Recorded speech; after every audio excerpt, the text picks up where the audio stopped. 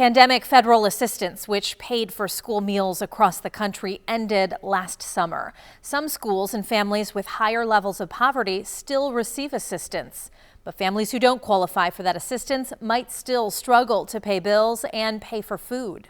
Pastor Matt Poorman and his wife Leah. These are my children, so that's our, well, he's taller than that now. Know what it's like to have to make ends meet. We're feeling the pinch, and so we know that there's a lot of families that are feeling it even more. It's why at Cornerstone Church in Mishawaka, they're always looking for ways to help others. So we've provided beds for kids. We have fed people. We have, provided diapers for, Hope Ministries. And just so many things. And so they said, hey, we think we want to pay off the school lunch debt of the kids at school. And I was like, well, that sounds like something God would care about. Last month, the church used donations to pay student lunch debt at PHM and Mishawaka schools. I just know that makes a difference to the lives of those families, that to just know it's wiped clean. I don't have to worry about that now. It's been taken care of. In fact, the $675 the church donated to Mishawaka schools paid off all of the district's school lunch debt. We just tap into that when we need to for those that just can't find a way to pay their debt. School City of Mishawaka Director of Food Service, Linda Cupp, says donations like Cornerstone's are important. Without it, she says accumulated school lunch debt over a school year could total in the thousands of dollars. We reached out to other school districts. In Goshen Schools, the director of school nutrition says the district is experiencing higher negative lunch balances than in recent years.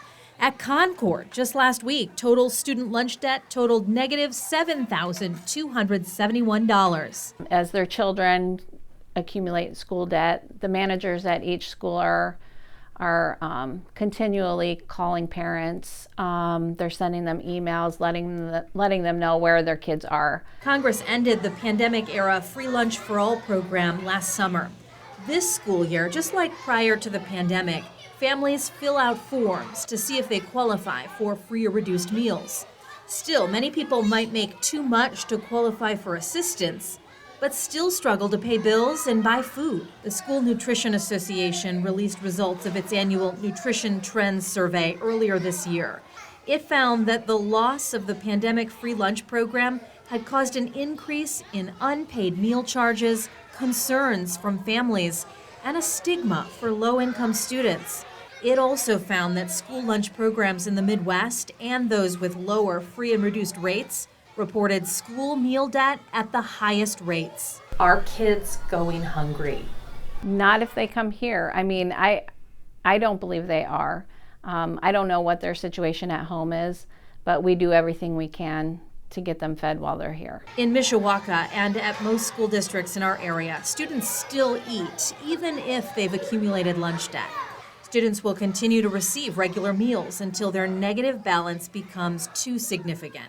Then those students will receive an alternative meal. It's got the grain and the protein, fruits, veggies, milk, and it just may be a peanut butter and jelly sandwich or a ham sandwich or something like that. Cupp says parents are kept in the loop and school staff is discreet. She says the most important thing is that kids are fed and still able to learn when they return to the classroom. Not concentrating on their belly growling because they are hungry. I think it's a huge part of their learning process. If they're not concerned about those other things, they can concentrate on what's in front of them and what the teacher's talking about. It adds up when you've got 3 children in the school wanting to eat every day.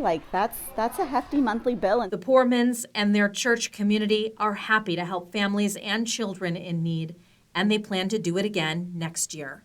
The USDA has rules about those alternative lunches and what they have to contain. If a student had lunch debt, they're not allowed to charge a la carte food or beverage items.